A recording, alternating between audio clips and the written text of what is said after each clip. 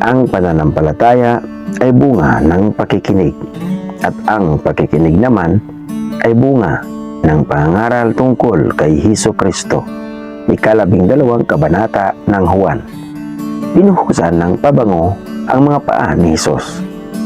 6 na araw bago sumapit ang pista ng Paskwa, si Hesus ay nagpunta sa Betanya kung saan nakatira si Lazaro na kanyang muling binuhay. Isang hapunan ang inihanda roon para sa kanya.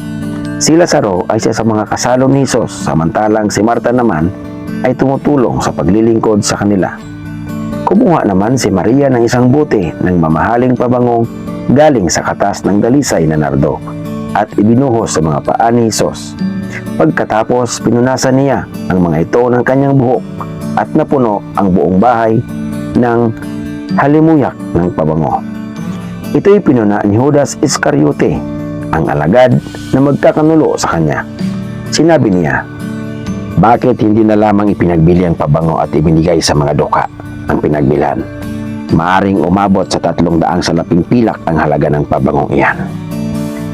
Sinabi iyon ni Judas, hindi dahil sa siya ay may malasakit sa mga duka, kundi dahil sa siya ay magnanakaw. Siya ang tagapagdala ng kanilang salapi at madalas niyang kinukupitan ito. Ngunit, sinabi ni Hesus, "Pabayaan ninyo siya. Hayaan ninyong ilaan niya ito para sa araw ng aking libing. Habang panahoy, kasama ninyo ang mga duka, ngunit ako'y hindi ninyo kasama habang panahon." Nabalitaan ng maraming Hudyo na si Hesus ay nasa Betanya, kaya't nagpunta sila roon upang makita siya at si Lazaro na kanyang muling binuhay. Kaya't binalak ng mga punong pari na ipapatay din si Lazaro, sapagkat dahil sa kanya'y maraming Hudyo ang humihiwalay na sa kanila at sumasampalataya kay Hesus. Kinabukasan, nabalitaan ng maraming taong dumalo sa pista na si Hesus ay papunta sa Jerusalem. Kumuha sila ng mga palapa ng palmira at lumabas sila sa lungsod upang siya'y salubungin. Sila'y sumisigaw, "Purihin ang Diyos! Pinagpala ang dumarating sa pangalan ng Panginoon! Purihin ang Hari ng Israel!" Nakakita si Hesus ng isang batang asno at sinakyan niya ito gaya ng nasusulat, "Huwag kang matakot, lungsod ng Sion.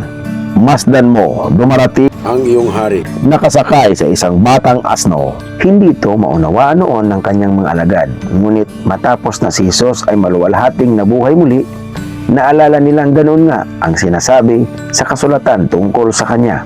Kaya't gayon nga ang nangyari. Ang mga taong kasama ni Hesus noong tawagin niya si Lazaro mula sa libingan at muli niya itong binuhay ay nagpatotoo tungkol sa nangyari. At ito ang dahilan kaya siya sinalubong ng napakaraming tao. Nabalitaan nila ang himalang ginawa niya. Kaya't nasabi ng mga Pariseo, "Nakikita ninyong walang nangyayari sa mga ginagawa natin. Tingnan ninyo, sumusunod sa kanya ang buong mundo." May ilang Gregong dumalo sa pista upang sumamba. Lumapit sila kay Felipe na taga Betsaida sa Galilea at nakiusap, "Ginoo, nais po naming makita si Hesus." Ito'y sinabi ni Felipe kay Andres at magkasama silang nagsabi nito kay Hesus. Sumagot si Hesus, "Dumating na ang oras upang luwalhatiin ang anak ng tao. Pakatandaan ninyo, hanggat hindi nahuhulog sa lupa ang butil ng trigo at mamatay, mananatiling itong nag-iisa. Ngunit kung ito'y mamatay, mamumunga ito ng sagana. Ang taong nagpapahalaga sa kanyang buhay ay siyang mawawalan nito. Ngunit ang taong hindi nagpapahalaga sa kanyang buhay sa daigdig na ito ay siyang magkakaroon ng buhay na walang hanggan. Ang naghahangad na maglingkod sa akin ay dapat sumunod sa akin, at saan man ako naroroon ay naroroon din siya. Pararangalan ng Ama ang sinumang naglilingkod sa akin. Ako'y nababagabag ngayon. Sasabihin ko bang, Ama, huwag mong hayaang sumapit sa akin ang oras na ito ng paghihirap. Hindi, sapagkat ito ang dahilan kung bakit ako naparito upang danasin ang oras na ito. Ama, luwalhatiin mo ang iyong pangalan. Isang tinig mula sa langit ang nagsabi, "Niluluwalhati ko na ito at muli kong luluwalhatiin." Narinig iyon ng mga taong naroon, kaya't sinabi nila, "Kumunog! Sabi naman ng iba, nagsalita sa kanya ang isang anghel. Sinabi sa kanila ni Jesus, ang tinig na iyon ay ipinarinig para sa inyo at hindi para sa akin. Panahon na upang hatulan ang mundong ito. Panahon na rin upang hatulan ang pinuno ng mundong ito. At kung ako'y maitaas na, ilalapit ko sa aking sarili ang lahat ng tao. Sinabi niya ito upang ipahiwatig kung paano siya mamamatay. Sinagot siya ng mga tao, Sinasabi sa amin ng kautusan na ang Kristo ay mananatili magpakailanman. Bakit mo sinasabing dapat maitaas ang anak ng tao? Sino ba ang anak ng taong ito? Sinabi ni Jesus sa kanila, kaunting panahon na lamang ninyong makakasama ang ilaw. Lumakad kayo habang kasama pa ninyo ang ilaw upang hindi kayo abutan ng dilim. Hindi alam ng lumalakad sa dilim kung saan siya pupunta. Sumasampalataya kayo sa ilaw habang kasama pa ninyo ang ilaw upang kayo'y maging mga anak ng liwanag. Pagkasabi nito, si Jesus ay umalis doon at hindi na muling nagpakita sa kanila.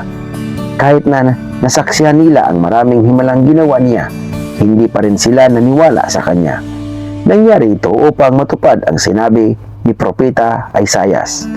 Panginoon, sinong maniwala sa aming ibinalita? Kanino ipinakita ng kanyang kapangyarihan?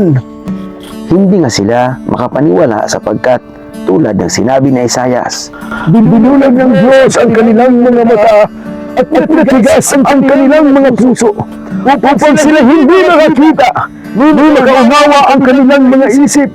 Baka pa sila'y manumbalik sa akin at sila'y gagalingin ko. Sinabi ito na Isaiah sapagkat nakita niya ang kaluwalhatian ni Jesus at nagpahayag siya tungkol kay Jesus. Gayunman, marami ring pinuno ng mga Hudyo ang naniwala sa kanya. Subalit, hindi nila maipahayag ito dahil sa takot sa mga Pariseo na baka sila'y itiwalag sa sinagoga. Mas ginusto nilang parangalan sila ng tao kaysa parangalan ng Diyos. Malakas na sinabi ni Jesus, ang nananalig sa akin ay hindi lamang sa akin nananalig, kundi pati sa nagsugo sa akin. At ang nakakita sa akin ay nakakita na rin sa nagsugo sa akin.